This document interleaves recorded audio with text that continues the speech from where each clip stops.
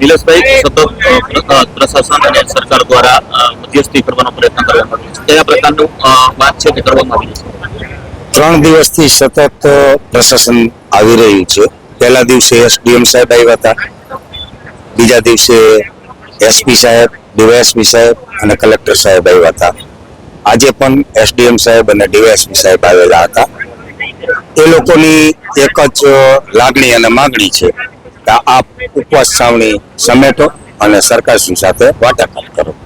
પરંતુ અમારી એક જ માંગણી છે, ફર્સ્ટ ડિમાન્ડ અમારી એ છે કે જે ખેતરોની અંદર હિટાચી, જેસીબી, ટ્રેક્ટર, તમામ સાધન સામગ્રી અને એનો સામાન કંપનીનો વેર વિખેર પડ્યો છે, એ તમામ વસ્તુ બહાર કાઢવામાં આવે, રોડ ઉપર કાઢવામાં આવે, એનો સ્ટાફ બહાર કાઢવામાં આવે.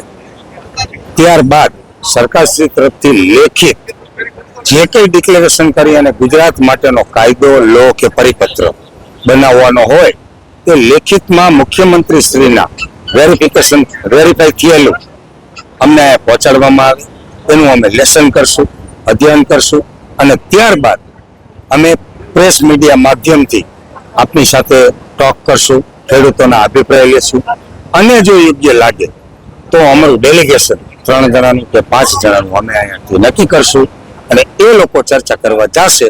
બાકી આ ઉપવાસ છાવણી જ્યાં સુધી ગુજરાતના ખેડૂતોને ન્યાય નહીં મળે ત્યાં સુધી નહીં ઉપવાસના પાલના થાય, નહીં થાય અને નહીં થાય. અહીંયા પારિયા ખોલવા પડે તો પારિયા થવાની તૈયારી છે. પ્રશાસન અહીંયા ટિફિન લઈને આવી જાય તો પણ આ ઉપવાસ છાવણીના પાલના નહીં થાય.